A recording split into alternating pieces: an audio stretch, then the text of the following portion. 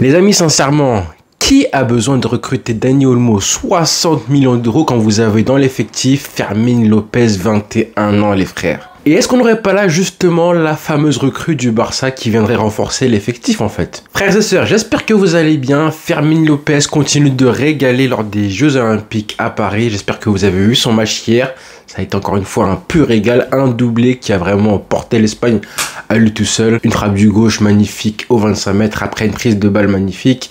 Et ensuite, une demi-volée sur un corner du droit. Bon, le gardien est un petit peu fautif, mais bon, le but est juste magnifique. Fermín López qui vit un été incroyable avec évidemment la victoire à l'Euro avec l'Espagne. Il était sur le banc, certes, derrière Dani Olmo. Faut-il le rappeler, mais quand même il vit un été incroyable. Il a marqué son 14e but de la saison hier. 14e but Fermín López, hein. Il marque un but toutes les 145 minutes, que ce soit en club et en sélection confondue, avec des chiffres hier, encore une fois son match, preuve à l'appui, 10 duels sur 15 remportés, 5 dribbles réussis sur 7. Des performances qui nous font nous demander en fait quel rôle on va pouvoir lui donner. En fait, on a un problème de riche avec lui dans l'effectif. Quel rôle on va donner à ce joueur qui commence à prendre trop de place en fait. Tellement il est fort, tu te dis, est-ce que tu vas vraiment laisser sur le banc un mec comme ça, freiner une progression éventuellement d'un joueur qui a un potentiel quand même assez énorme et qui pourrait t'apporter beaucoup si justement il avait une trajectoire, une progression juste normale pour un jeune de 21 ans. On le rappelle, donc 21 ans, c'est très jeune. Il était en prêt il y a un an de ça. Merci Xavi, Là, franchement, Cubarsí, Fermín López, Lamine Yamal, merci Xavi pour 3 joueurs pépites. Il faudrait retrouver et féliciter l'adjoint du Barça qui a recruté, qui a déniché plutôt Fermín López de son prêt à Linares en 3e division et l'a fait revenir au Barça. Franchement, lui, bravo. Alors, pour commencer la vidéo, on va mettre les points sur les i. La venue d'Olmo ne serait pas un problème si le Barça était en bonne santé, d'accord? Donc, je ne suis pas contre sa venue si jamais on avait voilà, de l'argent à foison. J'ai envie de dire, une situation économique un peu plus saine, et d'autres joueurs, d'autres lacunes dans l'effectif, des priorités beaucoup plus grandes que Dani Olmo. Encore une fois, Nico Williams et le numéro 6, je le répète, parce que moi-même j'ai fait un mercato idéal en vidéo fin juin, je crois, de mémoire, et j'avais parlé du numéro 10, à l'époque c'était évidemment Xavi Simons, qui ne viendra pas finalement au Barça, donc je pense que le Barça en a besoin quoi qu'il arrive. Donc pour un mercato idéal, il nous faudrait une recrue à ce poste-là. Cela dit, on en est loin, on n'en est pas là du tout, on est le 3 août, et il y a toujours 0 recrue, puisque financièrement le Barça c'est compliqué. Même si ce sont 2 joueurs différents, je suis désolé les frères, la comparaison, elle est bonne à faire. Même si on parle du meilleur buteur de l'Euro 2024 d'un côté, et qu'on parle des JO seulement de l'autre côté, d'accord. La question que je me pose et que je vous pose à vous, c'est justement qu'est-ce que Hansi Flick doit faire de lui, parce que justement hier en plus en conférence de presse il en a parlé en disant qu'il était pressé de revenir au Barça pour travailler avec Hansi Flick. Bon, on va le laisser se reposer après les JO. La finale c'est dimanche prochain, non, samedi prochain je crois, de mémoire. Ensuite il va se reposer et revenir avec l'effectif. Mais ensuite, qu'est-ce qui va se passer? Parce que depuis quelques semaines, tout le monde fait des compositions du Barça potentiel avec un numéro 10 comme Pedri, Gundogan, etc. Mais dans l'équation, personne ne met Fermín López. Sauf que grâce à ses performances, là en l'occurrence aux Jeux Olympiques qui arrivent à un moment parfait, il arrive à remettre en cause justement son rôle à lui, la hiérarchie du Barça, à savoir est-ce qu'on peut le faire jouer ou pas, sachant qu'il est blessé, Pedri ne sera pas là pendant un petit moment. Le timing, c'est aussi que le Barça n'a recruté personne et que la cible prochaine prioritaire pour l'instant, c'est Dani Olmo. Donc il y a un conflit d'intérêts qui est juste parfait. Donc la question et l'interrogation, elles sont juste légitimes. Tu te demandes, est-ce que c'est nécessaire de dépenser tant d'argent pour un joueur, Dani Olmo, certes très bon, alors que c'est pas la priorité de l'effectif. En tout cas, en début de mercato, la presse comme le club parlait de faire venir Nico Williams et ou un numéro 6. Justement, là, ce qui s'est passé avec la Roja pendant l'Euro, c'est l'exemple parfait de ce qu'on pourrait avoir au Barça si justement tu faisais venir Dani Olmo avec un Pedri titulaire en puissance. En cas de blessure de Pedri qui prend le relais, du coup, c'est Dani Olmo. Et justement, on a eu un Fermín López qui a ciré le banc, malheureusement pour lui, pendant l'Euro, toute la compétition. Et j'ai pas envie de voir ça. Je pense qu'il pourrait apporter beaucoup plus. Il est déjà intégré à l'effectif. Mentalement, il est frais. Il apporte beaucoup de sang neuf. À chaque fois qu'il a joué, pratiquement, il n'a jamais déçu. Je pense que même qu'il soit titulaire ou remplaçant, il y a eu des matchs où il était irrégulier, c'est vrai, Fermin Lopez, mais globalement, il est titulaire, il est bon, il est remplaçant, il est bon aussi, il apporte, il marque des buts.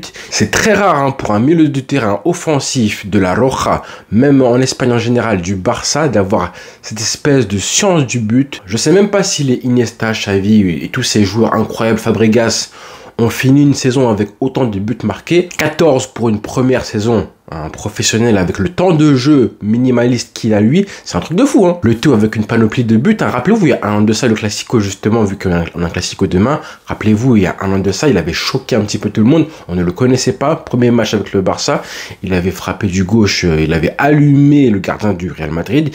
Hier, il a fait la même chose. Un doublé, pied gauche d'abord, pied droit ensuite. Ça, c'est super rare. Et puis, il marque des buts aussi en se projetant, en étant parfois à la réception des centres sur les centres du Barça, de la tête et tout. On en avait parlé en vidéo hein, très vite, rappelez-vous, je crois que c'était début février, quand je disais qu'il avait déjà des qualités de frappe et une science du but, une prise de risque que je ne voyais jamais chez Pedri et Frenkie de Jong en l'occurrence. Il joue à un poste plus haut, mais parce qu'en fait, il est trop fort en fait. Tu peux pas te permettre de faire jouer un mec comme ça plus bas. Et dans le système d'Hansi Flick, qui justement veut un numéro 10, un second attaquant, c'est pas un attaquant, mais ça, c'est plus un joueur de complément. Justement, si Hansi Flick insiste pour avoir un Dani Olmo qui a ce profil-là aussi, bah pourquoi pas ne pas développer un Fermin Lopez qui a ces qualités-là. En tout cas, moi, je vois un joueur qui a le profil vraiment parfait pour ce que Hansi Flick recherche.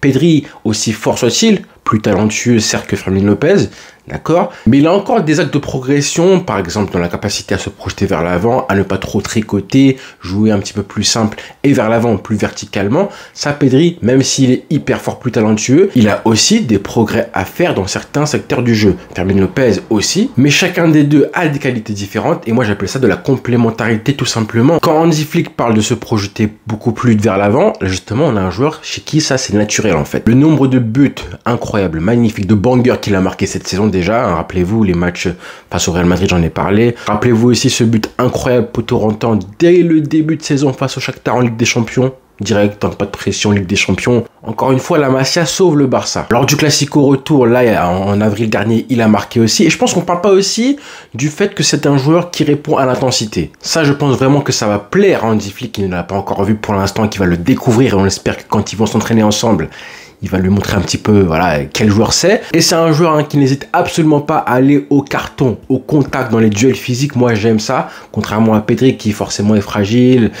Tu le touches, il se blesse. Un peu comme Gavi, hein, même si lui c'est extrême, c'est un joueur qui va vraiment au carton. Lui, Fermin Lopez, il aime ça aussi. Dans l'intensité des duels sans ballon aussi, c'est hyper important. On est d'accord que ça n'a rien à voir avec Pedri qui souvent a tendance à se blesser. On l'a vu face à l'Allemagne à l'Euro avec le contact avec Rose, même si c'est pas forcément sa faute, hein, loin de là. Mais je pense que Fermin Lopez, dans ces cas-là où un Gavi aurait peut-être un peu moins subi la charge de Kroos que ce que Pedri a subi malheureusement. Physiquement, il est assez explosif, même très. C'est comme ça qu'il casse des lignes autant de fois quand il joue. Hein. Et là, je l'ai vu en plus au Parc des Princes pour le premier match face à l'Ouzbékistan. Espagne-Ouzbékistan, là, les JO. J'ai bien aimé voir justement comment il se servait de l'attaquant qu'il avait en face de lui, justement devant lui, à savoir Abel Ruiz, pour justement prendre des espaces en fait.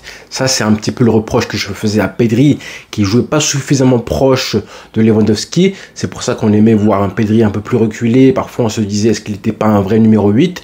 Là, Fermin Lopez, il sait jouer proche de l'attaquant qui est proche de lui. Et je pense que c'est pour ça qu'il se sert des espaces pour marquer autant de buts que ce qu'il a fait. Même si ce jour-là, il n'a pas été extraordinaire face à l'Ouzbékistan.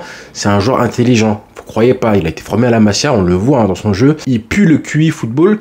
Et c'est un petit peu vraiment les caractéristiques qu'on retrouvait justement chez Thomas Müller. Ne sous-estimez pas aussi l'impact des JO, hein. Une Coupe du Monde, un Euro gagné comme il l'a fait, même s'il était sur le banc, le plaisir qu'il prend là actuellement avec l'Espagne en sélection pour les JO, ça compte. On va certainement, si ça va au bout, et je l'espère pour lui, s'il prend la médaille d'or avec l'Espagne, on va aussi retrouver un joueur différent qui aura pris une dimension nouvelle là au retour des vacances avec le Barça. Un peu comme Lamine Yamal, un petit peu parce que Lamine Yamal je pense que c'est 10 fois, c'est décuplé.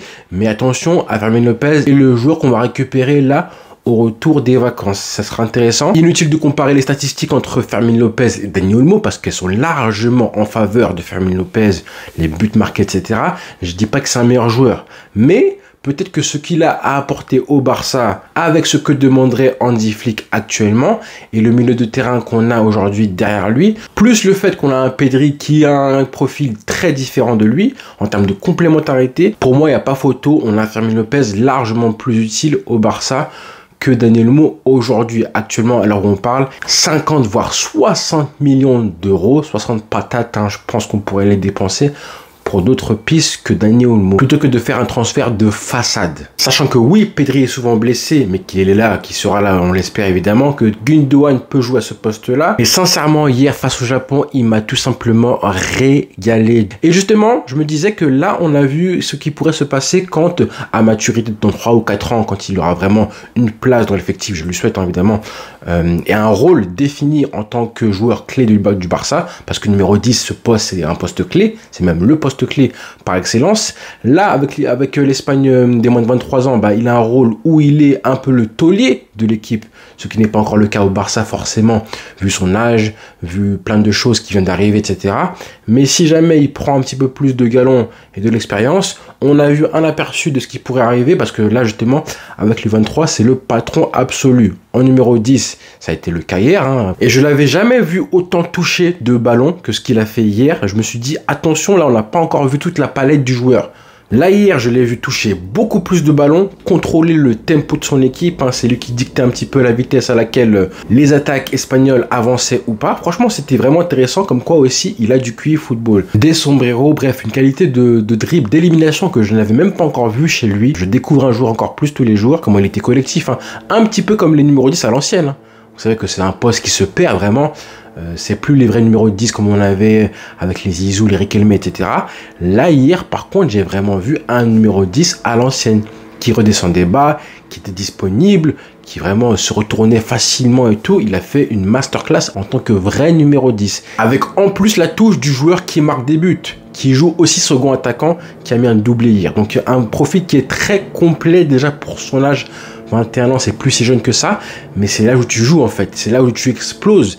Et il n'est pas en retard, pas du tout. On pourrait croire qu'il était. 21 ans, c'est jeune, mais pas tellement. Il faut le faire jouer. Si tu le fais pas jouer maintenant, là, tu perds du temps. Sauf que voilà, avec le système, peut-être l'année dernière, c'était compliqué. Avec ce Barça qui se projetait pas assez, ce Barça qui mettait un petit peu tout sur Lamine Yamal. Peut-être qu'il n'avait pas la liberté que Xavi aurait pu le passer, mais là, avec Hansi Flick qui aime ce système-là du numéro 10, je me dis que vraiment, on tient peut-être quelque chose. S'il lui donne la liberté que demande un numéro 10, s'il lui passe justement les clés du jeu et qu'il arrive à lui transmettre de la confiance, la confiance qu'un jeune de 21 ans demande, franchement, je pense qu'on a quand même quelque chose, une piste intéressante comme joueur qui pourrait s'imposer à long terme au Barça. Ça va être une vraie question. Qu'est-ce qu'on fait de lui? Pour l'instant, il a 21 ans, donc on peut un petit peu le laisser remplaçant et tout, mais la question va se poser très très vite, je pense. On est tellement habitué en tant que fan du Barça d'avoir des milieux de terrain hyper forts techniquement, qui justement gérait, contrôlait le jeu, était tellement dominant au milieu de terrain,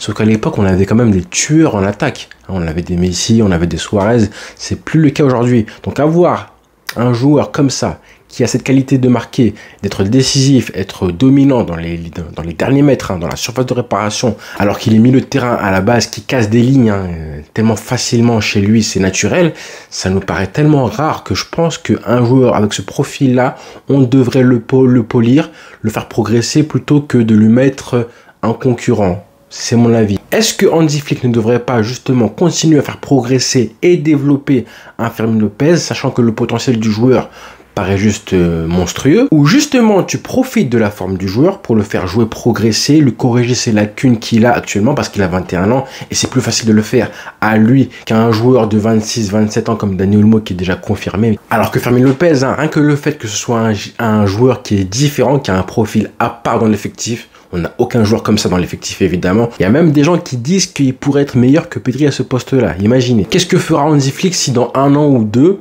si tu prends Dani Olmo à 60 patates, tu te rends compte que Fermin Lopez continue à progresser, à être meilleur que Dani Olmo, voire proche de Pedri, qu'est-ce que tu en fais du coup de la giga dépense que tu auras fait en 2024? Si tu le ramènes le Barça, ça rajoute un problème pour Fermin Lopez, à savoir être devant la concurrence d'un Dani Olmo, de Pedri, etc. Alors que là, pour l'instant, Fermin Lopez, il est très très bon mentalement, tu sens qu'il marche sur l'eau un petit peu. Peut-être qu'il est en sur-régime, Ça veut dire à 110, 105% de ce qu'il peut faire réellement. Mais ça, on veut le savoir justement. On a vraiment envie de voir ça, sachant qu'on n'a pas forcément beaucoup d'argent. Hein. C'est la première fois qu'on dit qu'on ne veut pas de recrues. Hein. Mais bon, vaut mieux faire pas de transfert qu'un transfert inutile, ça on le sait. En parlant de ça, voilà, on a enfin eu la confirmation, j'espère que ça va arriver hein, aujourd'hui, que Oriol Romeu va partir du club. J'ai envie de dire enfin, merci pour pas grand chose, mais bon, honnêtement, comme je disais sur Twitter, hein, pas grand chose à lui reprocher, voire rien du tout.